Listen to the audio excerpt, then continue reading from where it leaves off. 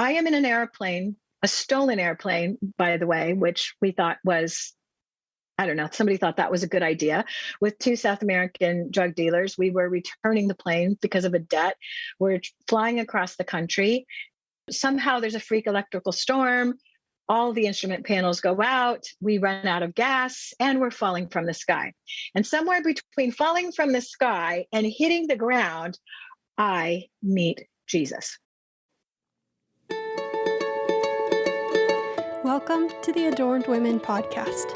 Our goal is to inspire you with new stories each week, featuring women of faith from all over the world and all walks of life. Through weekly discussions with each sister in Christ, we hope to give you a glimpse into who they are and how their lives have been transformed by the gospel. We're all in this journey together, so let's be inspired together.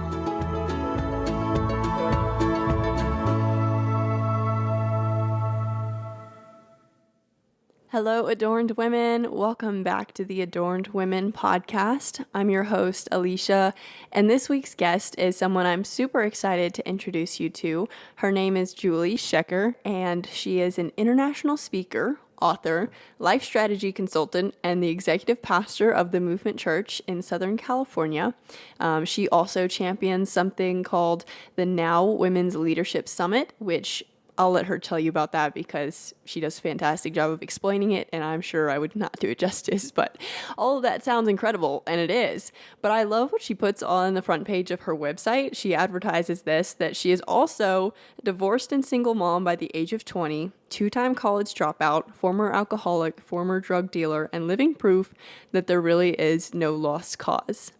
I'm sure you can tell from that Julie has quite the story. And let me tell you, I love every story that I hear. I love every conversation I have for this podcast, just hearing all these different perspectives, all these women's stories, and who God has shown himself to be, how he has moved in people's lives. But there's something about Julie's conversation. She didn't overdo it. She didn't exaggerate it. It was honestly a little casual for the crazy story that it is. But it was so uplifting to hear her story and to hear her share from her current everyday life. It was uplifting, and I don't use that word as a filler. I use it as something that describes exactly how I was feeling as I listened, just lifted up and moved to suddenly wonder why I would ever want to do anything other than what God has for me. You know, why would I ever want to try and seek after my own will when God is clearly capable of so much more than I could even imagine? And so I hope that as you listen today that you're open to what God might have for you through this conversation, what God might speak to you through this conversation. After today's conversation, if you're curious to know more about Julie, I will include some links in the description to her book and to her website, and you can definitely go check those out. But for now, sit back and I hope you enjoy today's conversation. Hi, Julie. Welcome to the Adorned Women podcast. We're so excited to have you on today. Hi, thanks for having me. Of course. Can you introduce yourself a little bit for our listeners? Just share some context about where you're at and what you're doing right now. Sure. So my name is Julie Shecker, and it's an interesting last name, Shecker. But I'll answer to however you decide to pronounce it. So I am currently the executive pastor of the Movement Church in San Marcos, California. I'm a Southern California girl, and I handle both business and the chief of staff role in the church. We're about probably a medium-sized church, maybe about 1,000 people now post-COVID. And that's one of my roles. That's my full-time vocational role. Been in that position vocationally for about 8 years. Before that, I was a businesswoman and definitely love the marketplace. So vocational ministry has been a new thing, though I have always held a full-time ministry position, just not vocationally. And I'm a certified professional leadership coach.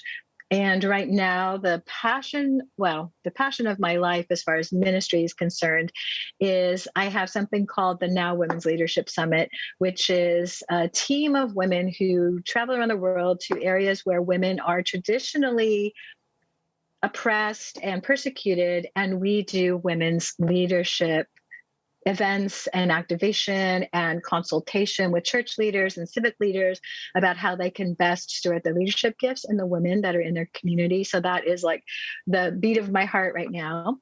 And then personally, I'm married to Mr. Shecker for 37 years, and I have 3 grown children who are all married and have decided in the last 4 years to give me 7 grandchildren. So that's 7 in 4 years, and the 7th literally just got here 2 weeks ago. So I love my Nana role in the season, and the surprise I think of the season for me is how much I really love parenting my adult children, and how the surprise of that has really touched my heart as I've kind of learned to maneuver and navigate, now that they're out of the house and they're married and they're grown men. We have 2 boys and 1 girl, and they're all grown and they're husbands and wives and mommies and daddies. But I just have loved the way the Lord has given me the wisdom to be able to continue to be a rich part of their lives in a way that is supportive and honoring of who they are as adults. And so that's been a surprise. One day, I don't know, maybe I'll write a book on that, but that has been a surprise of my world these days. So I am enjoying being Nana, and then also very busy. I have a large capacity, so I like doing multiple things. And I just put out a book last year that I'm super excited about. And this year we're getting ready to finalize all the last minute details for what we call the Now Summit team, which is now becoming its own nonprofit. And there's a launch in about a month that's going to really take it to the next level of growth. And we'll see what happens with that. Wow, that is a lot. Congratulations on the grandchild. Yeah. Thank you. And thank wow, you. I would love to hear probably towards the end, just because you have an amazing story that I want to get to, but at the end of our interview, I'd love to ask more about some of the things you've seen and things you've heard from your work with women in those other cultures you talked about with the Leadership Summit. That sounds super interesting. But yes. Before we get to that, I want to ask about your story, because I know you have an incredible one. Like you said, you put a book out. So could you just dive in wherever you want to start and share with our listeners some of the things that God has used to get you where you are today? Sure. It's quite a story. And as I've said, it's kind of like it's like an interesting movie. So I was not raised in a Christian home.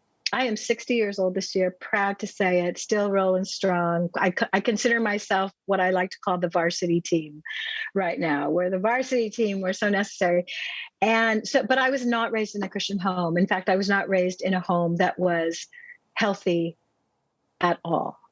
I feel like I often say it, when people ask me to describe my upbringing, I just say it's like an alphabet soup. If there's like an adult child of alcoholic, abuse survivor, like I'm all the acronyms, I'm all the alphabet.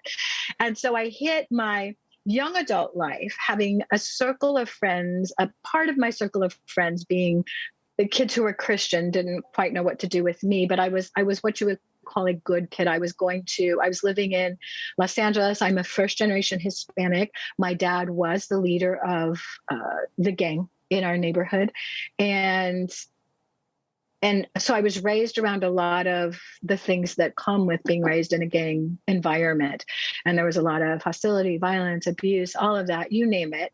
And without a knowledge of the Lord, of a savior. But I was determined to be a very good kid.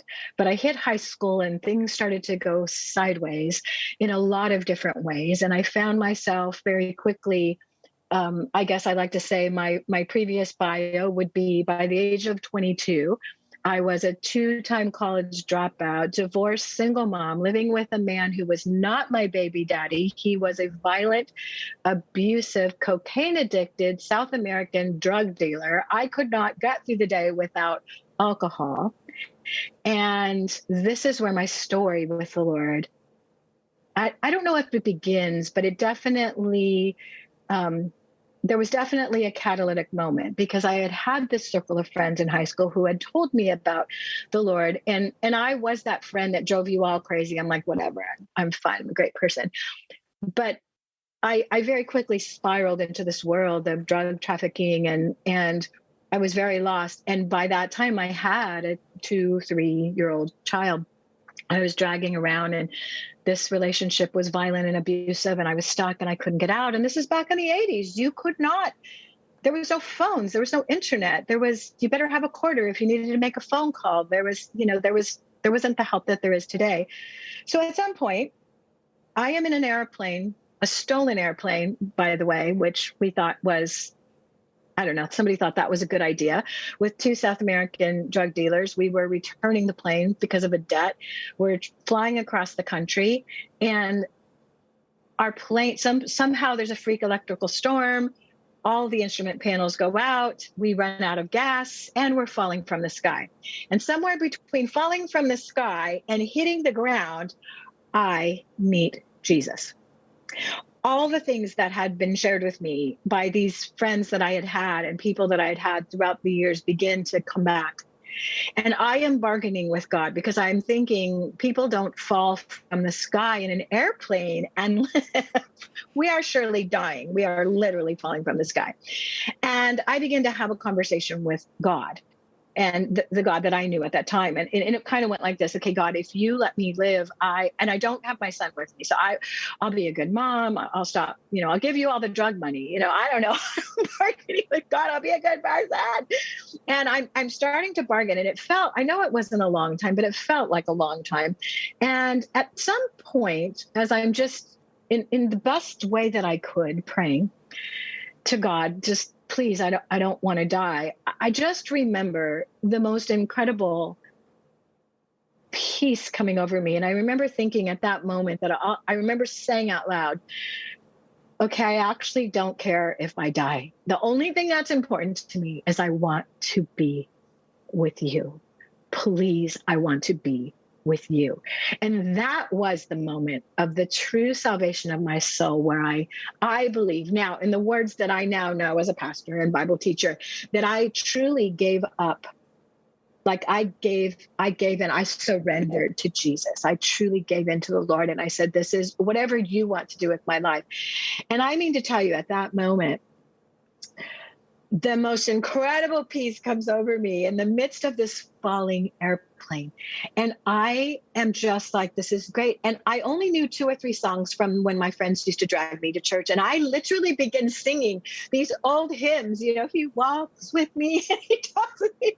And I've got peace like a river, right? And the pilots are screaming at me and swearing and cussing. And I'm just like, I'm going to heaven. And that's all that matters. But at some point, I sense, I hear, I feel like I heard the Lord say, Julie, you need to fight back. When the plane hits you, hit it back. And I just think, oh my gosh, there's a possibility that I could live. And so I grabbed some jackets and I hunkered down in this plane. I put my feet up on the seat in front of me, and we hit the ground and crashed. And in a second, I think, oh my gosh, the plane is dark. It's nighttime. We're in a swampland in northern Florida. And I'm thinking, I'm alive. And it's smoky, but I'm stuck. My foot is stuck. I can't get out of my seatbelt. Now, there's no one else on the plane but 2 pilots and myself. And all of a sudden, I feel someone just pull my seatbelt and literally pull my shoe out of my feet. And I'm on the wing of the plane. I slide down into the mud. I've only got 1 shoe on. That's very important. And I run to this clearing of trees, and the plane catches on fire. And I see the other one pilot carrying the other pilot out. And I'm thinking, how did I get out of the plane? I still don't know. I'll know in heaven. And at that moment, I'm thinking, oh my gosh, everything has changed. And there was a rescue, and I walked away from that, the ER doctor would say, with a very bad bruise. And the next day, when I would return to the airplane crash, the agent who was taking the report of the plane crash, we kind of worked both sides at that time, so it would be kind of shoved under the rug, asked where I was seated. And I said, here, I'm seated in this seat. I know I sit in the same seat all the time in this type of plane. And he said, there's no absolute way. He walks me over to the plane, and he says, if you were sitting in that plane, you would be dead. It would be a miracle. And I look down, and I see my shoe stuck between a tree and what's left of some of the wreckage of the plane. And I pull it out, and I look at him, and I go, this is my shoe I'm a miracle. And I walk away and I say to people all the time, like, if this was a movie, you'd flash forward 6 months and everything would be great. And you'd see her, she'd have this amazing job and family and all of this stuff. But life isn't a movie. And you have to live out the moments between the scenes. And so I had to return to this life that I could not escape from.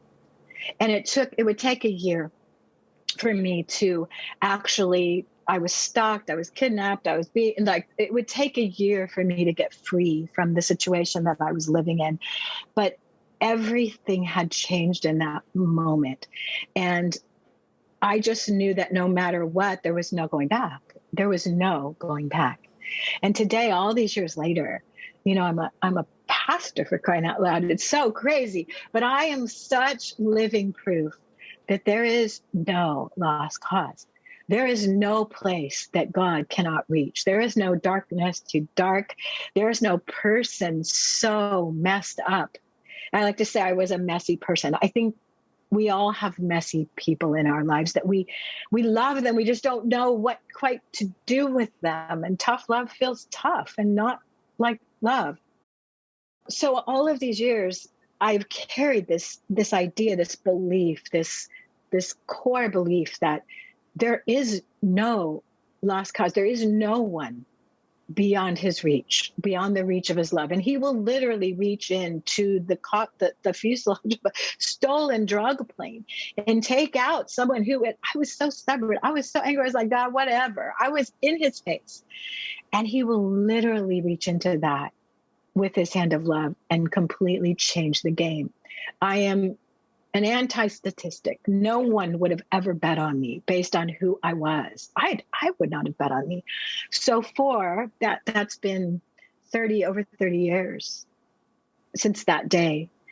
But I have, since that time, no matter what I'm doing, I have this core belief that there's no lost cause. And, I eventually met my husband, and there was a lot of healing that had to happen. I had to start to see myself as a daughter of a king. That was crazy. I had zero background for how to be a Christian woman, a Christian wife, a Christian mother. And so I had to learn all these things. And I don't know if this is the truth everywhere, but back in those days, there was a shortage of strong, confident female leaders to follow.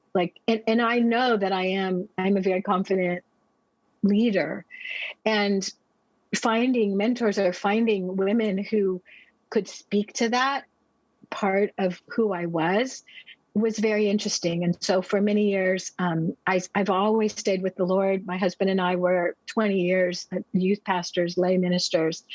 And I always felt I was knew inside that that leadership gift was there. And then I started traveling around in missions work and realizing that a good part, probably 70% of the believing church in countries that are oppressed are women, but they are not allowed to embrace that leadership gift. And they're in situations that seem impossible. And again, I'm like, no, nothing's impossible. Let's figure out what to do. So my life has been very much dedicated to, can I be the mentor that I never had when I was young? And that's somehow been a little bit of, like I like to say, it's been a little bit of the gas in my tank.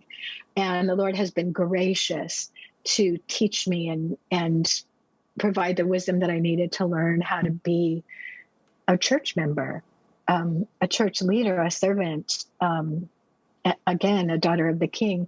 And so that's kind of been my journey. And it's, God has been so faithful in the healing process, because there's healing that needs to happen in order for you to embrace that.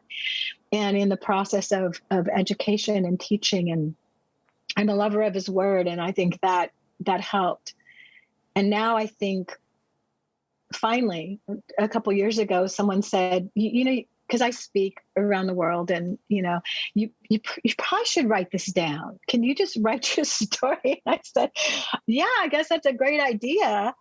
And what would you call it? I said, I'd call it Messed Up, because literally that all these years of a pastor, one of the number one things that I hear from people when they come and sit in my office is, something in my life is messed up and I feel powerless to change it. And that could be their kid, that could be their husband, their marriage, their money, their family, their ministry, their personal walk with Jesus. Something is messed up and I feel powerless to change it. And so we called the book Messed Up. We talk about recalculating the direction of your life and finding your way forward. That's the subtitle, because that moment in the plane was a massive recalculation. I was going one way and then I was going another way. And with that recalculation, heaven became my destiny. And now I've been walking that out ever since. So the book came out last year and it was written for the purpose. It's about 100 pages. It was written at a 6th grade level. It was written for the messy person. And anyone can pick it up, read it, and finish it. It's being sewed into Restorative Ministries. I wrote it to sew, not necessarily to sell, but you can buy it. And I think that one of the biggest blessings that have come out of the book, which is the surprise, because I knew that it would minister to people who felt very messy.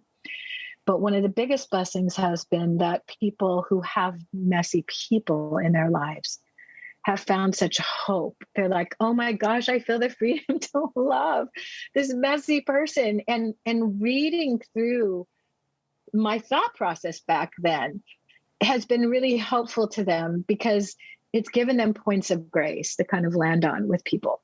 Oh my gosh, I never realized that that's actually what you were thinking when you were in that position. And so that's been actually the surprise of the book and kind of an added blessing. So yeah, that's kind of my story. I'm part of the varsity team. Our church is a very young church. The demographic is really super young. So probably half of my staff are under 27. And I often say to them, like, they call me Mama Julie. And I'm like, I believe in you guys so much, but I honestly have 3 impossible things that I still want to do. And they're so helpful and wonderful. And like, help me understand how to use YouTube, like things like that. And so I love the intergenerational collaboration, and I'm excited about what the Lord has in the next season of my life. And we have a succession plan right now for my role as executive pastor. And it's a very hard thing for all of us, because I've been in this church for 18 years. It's a very hard thing for all of us to think about or talk about, but it's happening. And in the next year to 2 years, I will go full time. And just imagining a world where young women, no matter where they live, are walking in the fullness of the calling that God has put on their life to be influencers in their area. And that's the world I imagine. So as long as I can get on an airplane, I think I'll be doing this. Wow. So much. You just went through so much in such a short amount of time. And I think I have so many questions, but I would like to focus in on one thing I've been thinking about a bit. I looked into your book, obviously, before talking to you. And I think up in the front, somewhere maybe in the introduction or just on the front page or something, it has the phrase, God has not changed his mind about you.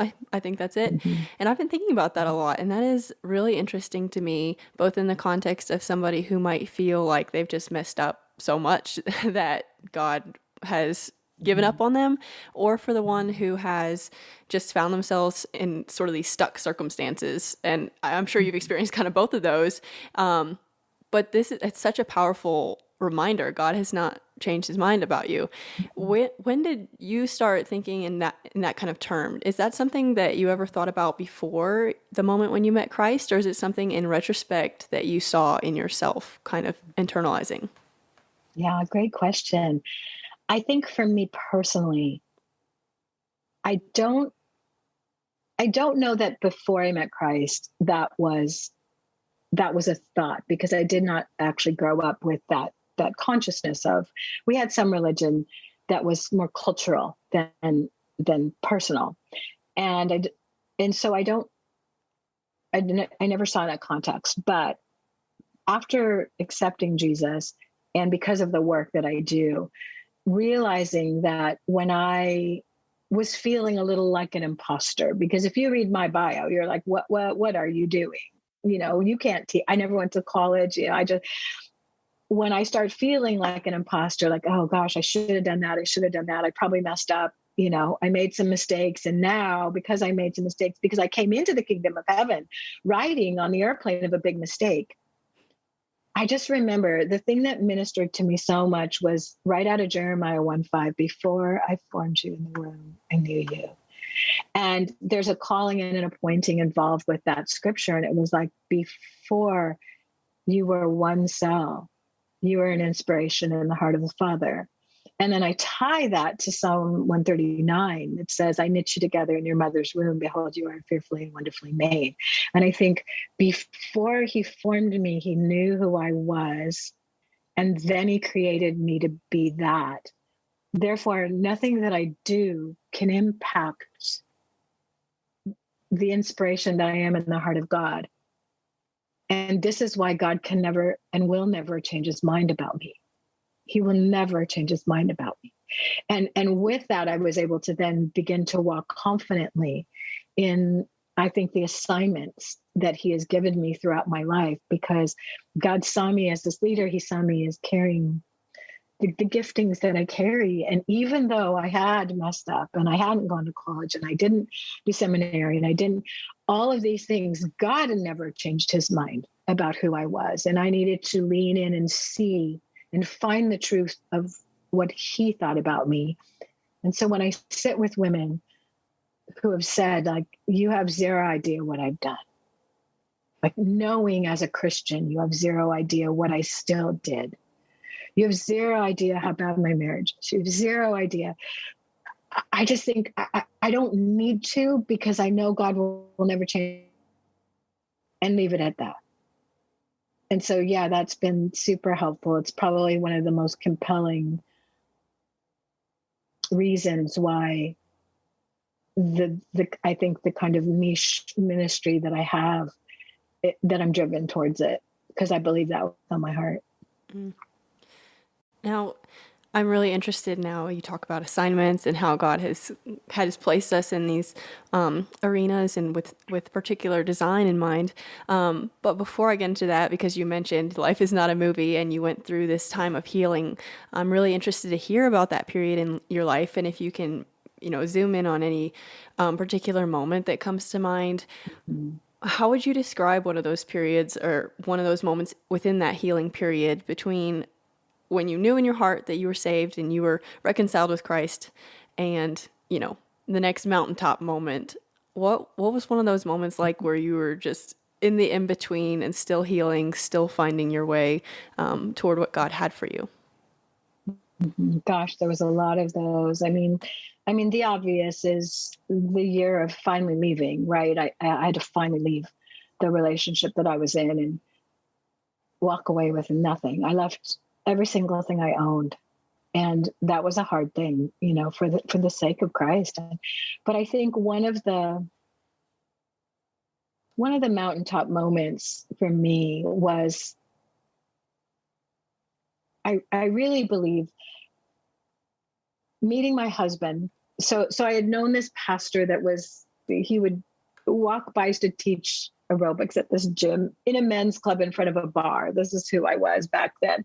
And for years he would walk in and, hey, Julie, knew me by name. And, you come into church, and I'd laugh, and I'm like, your church will fall down if I ever walk in. After the plane crash, and I'm trying to figure out what happened in that plane, right? I end up walking in. I'm thinking, I just got to do the next thing. I got to walk into this guy's church, because I feel like he knows who I am in the, like, not so great me sense. And he still wants me to come to his church. So I feel like he's probably safe. So I walked into his church, and we began that healing process and the process of rescue, because he had to walk me through that year of rescue, of being stalked, of being pursued.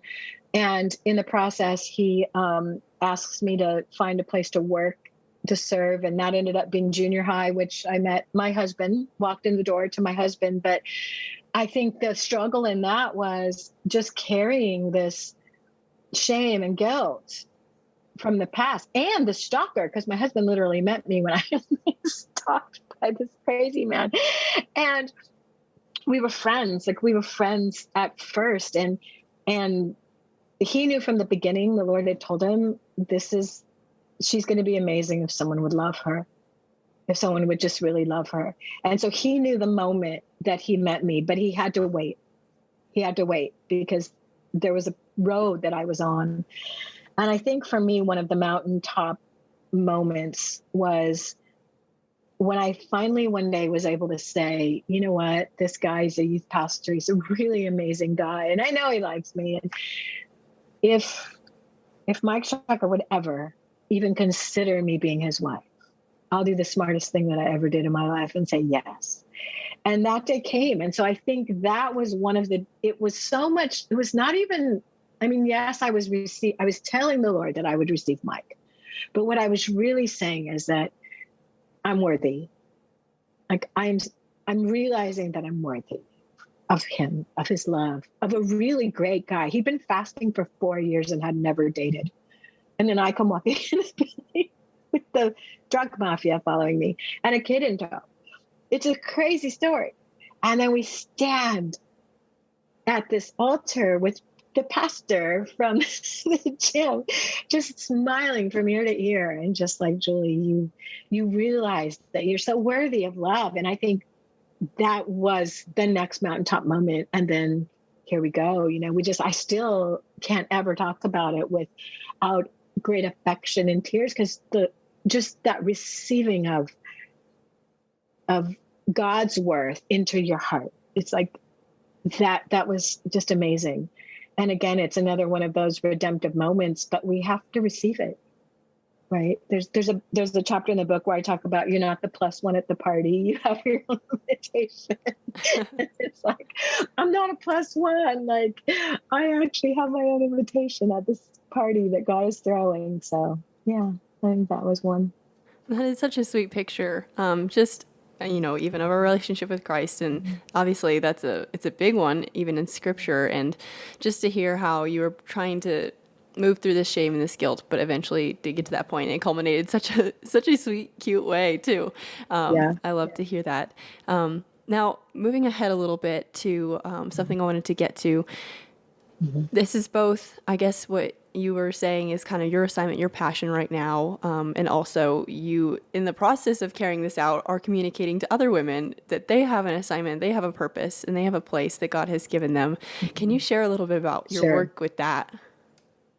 Sure. Our Now Summit. So I love to talk about this.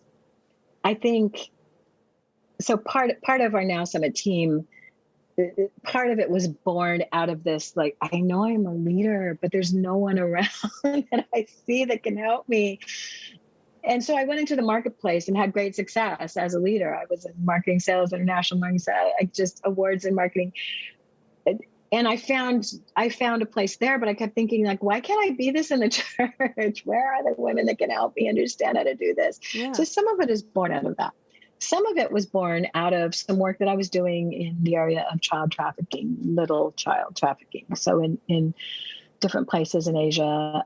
And I remember thinking that in one particular case, we were trying to rescue a little girl, 6 years old, in a AIDS village she was the village prostitute. And I remember finding it so interesting that the entire village allowed it.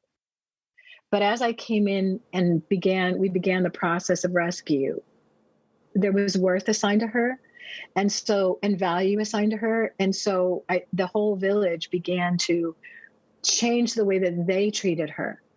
And I remember thinking that and wondering, like, how do sometimes people sell their children? Because the truth is, the families sometimes sell these little girls into the people who are going to take them to work in a restaurant somewhere. But we know what goes on. And part of it is that they don't value their lives. They don't see a value for who they are in their village and in their local area, because women's leadership and influence is not valued. So it's easy to say, well, yeah, sure, I'll take $35.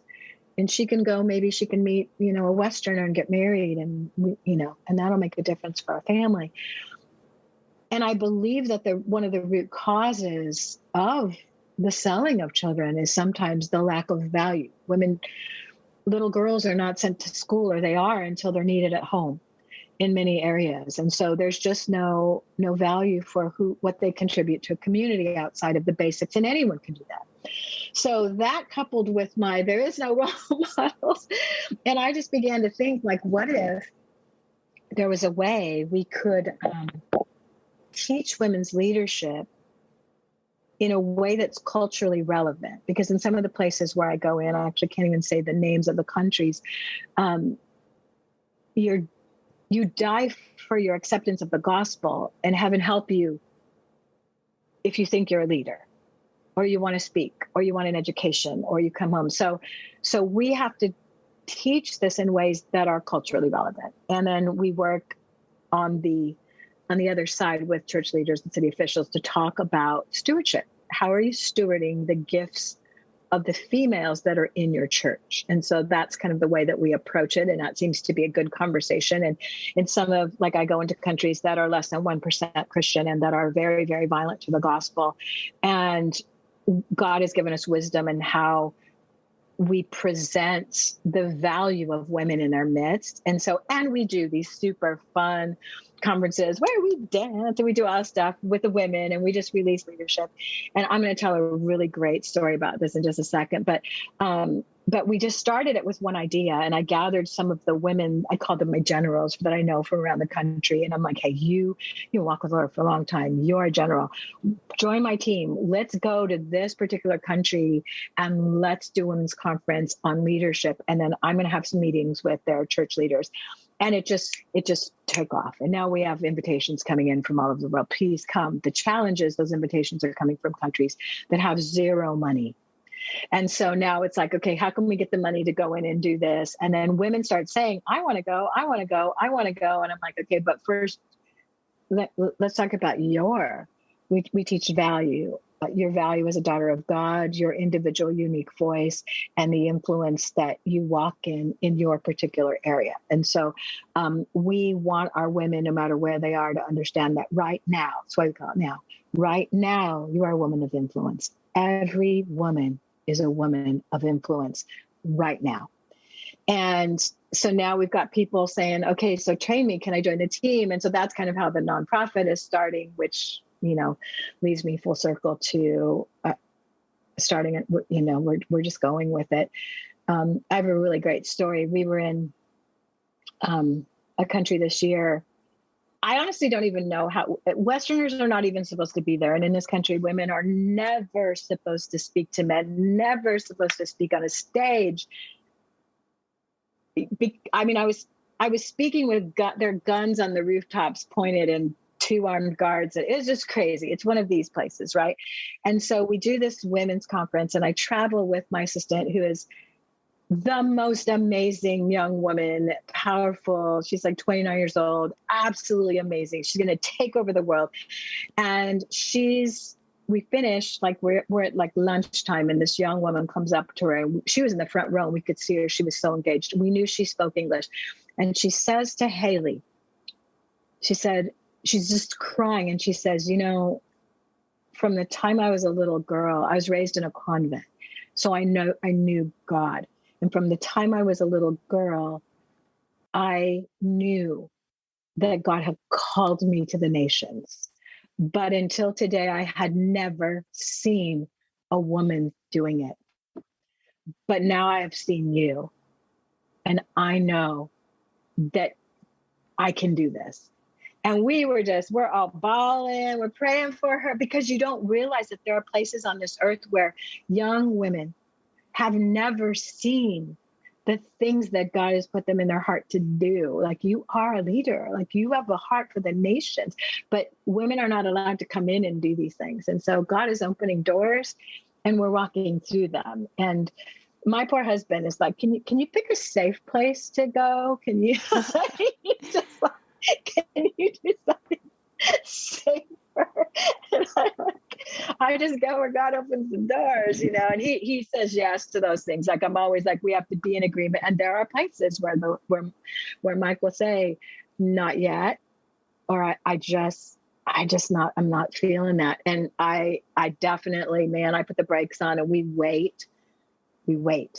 And yeah, and so he gets that last say. But that story, it'll be one of the stories I tell for the rest of my life, because she knew it was in her heart, but now she's seeing you. I mean, it's the same thing with you, Alicia, right? There's women just like you in all these other countries, but you're doing this. And she's known she can, but now she's seen you. And so she knows it's possible. And it's the power of possibility when we just step out in obedience and do what God calls us to do it's just crazy. It's like wildfire. So I am, I'm moving forward with great strength. And, I take a lot of books in my suitcase because I still do story time every day with my grandchildren. So like, here's Nana, I'm in this country. That's great. So what a great story, and what a great ministry that is. That sounds so incredible. And even just listening to you share about that is like hyping me up. I'm like, wow, God is really moving. And it's evident from the things you say and the way you say them, how close you are with the Lord and how in tune you are with his purposes and his will. But I think I would like to wrap up just our last few minutes talking about your personal relationship with God. I mean, it's evident from your life and from the story that you have, but I would love to just hear straight from the heart what your relationship with God looks like day in and day out. How do you commune with him? How do you fellowship with the Lord and stay close to him? Sure. Thank you for saying that and asking. So the word has always been a huge, huge part of my life. The word has been easy for me. I love it. I used to in my younger days, I used to have to set a timer to stop because I had to do other things. And so for years I studied the word. I took every class I could take as a lay minister. And so that's something that compels me every day. But prayer was never a thing that was easy for me. That was something that I really had to press, and I really had to pray through, and I really had to not in a bad sense, but work at prayer. And so one of the things that has been a key for me has been being able to practice solitude and silence.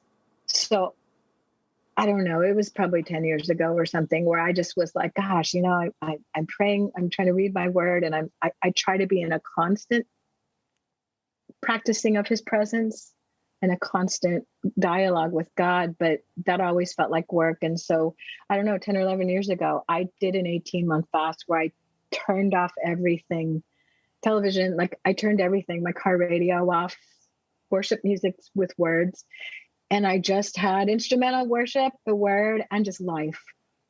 And I learned, and for me, because I'm a very drastic person, that's not prescriptive for anybody else, but obviously my testimony, everything seems drastic. And I learned the value of quiet. So there's no radio on in my car. I practice every day, just sitting with the Lord in quietness, even if it's 3 minutes or 4 minutes or 5 minutes, or I'm leaving the office because the kids are so crazy, they're so energetic. And I sit in my car under this tree and I just sit quietly and I just invite the Lord to speak to me. And that has been so transformational in my life because I want to hear from him. And I find that sometimes I do so clearly, and sometimes it's just a moment of peace. But my day looks like getting up at 5 a.m. because I'm old and I can't sleep past that anyways. It's not like a badge of honor. It's just like after 50, if you can sleep, so like my eyes open, I don't use an alarm. And I go downstairs and I read the word, and I usually have just, some quiet, silent time with the Lord and prayer. And then throughout the day, I try to at least once or twice just turn it off for 3 or 4 minutes and allow the Lord, if he so chooses, in those moments to really speak to me. And I think this, secondly, our church is very known for its really free and like deep worship. And I am that woman who people go, what happened to her? Because from the moment I stepped off that plane, every single ounce of who I am has been his. And my husband always says, Julie, not 100% is scary. And so I have been like, just like, I wish it was abandoned. And then my world is very quiet. That's awesome. Yeah, I love that. And even just the simplicity of that two-way relationship. It's not, spending crazy amounts of time. You even said it was a little bit tiring and like work to try and have that continual dialogue, but to find those moments where you get away and just open up that two-way street and make that conscious decision to spend the time with him. I love that. And I think that's totally within reach for anyone. It's not, this super spiritual thing. It's just a relationship with a God who is always there, always ready to receive you. I always imagine if I never stopped talking with my husband, would I really know him? Yeah. If I never just really, because he's very quiet, he's an engineer. If I never just sat quietly and gave him the time and the moments to speak what's on his heart, I would not know him. So I have to do that with the Lord as well. Yeah. That's a great point too. There's so much more I could ask about, but I think we need to wrap it up here today. So as we close, is there anything that our community can be praying for you in your work, in your community, and for your church? Mm-hmm. Sure. I'll be praying for the Now Summit team. I believe that there's young women all over the world who they just know who they are, and they're just waiting for someone to come along and show them, right? Be praying for the persecuted church, please. It's an interesting time right now, and we have lots of people in prison. I have lots of friends in prison right now. And so be praying for that. Our church is a church of young people trying to figure out if they're deconstructing or reconstructing or somewhat constructing something. and I love all of it. I love all of it. Let's talk about it. So our church is there, and we're a church of a bunch of young people who are amazing and wonderful, and they're going to change the world. But man, the battle, that the extrinsic pressure that they feel from society and community and all the stuff, wars against sometimes who they're trying to be, or they know they're supposed to be. So you could pray for our church in that way. Pray for the young people. Pray for their strength, that their strength would not fail them. I don't think it will, but that would be great. Yeah, and I think I would also just love for people to be praying for our varsity team. There are so many people who are my age, they're grandmas and grandpas. They might feel tired, but I know that there's still 3 impossible things they need to do in their life. And I always pray that those things would be rekindled, and that they would also be able to grace the next generation with the support that is needed for the vision that generation carries. Mm. We have zero idea how to do it, so we can't actually instruct them on how to do it, but we can support who they are. In the same token, that next generation can help us with some of those impossible things that are in our heart. And they want to be significant. So pray for the varsity team. They need to get back out on the field. Yes. Back in the game. So that would be great. I'd appreciate that. Yes, that's awesome. I will definitely be praying for that and encouraging our listeners to pray as well.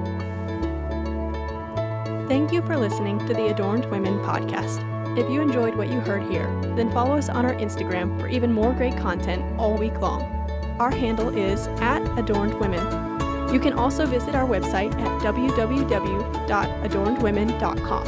And of course, join us again next week as we connect with another sister in Christ and learn so much from her life of faith. Have a great week, and we'll see you next time.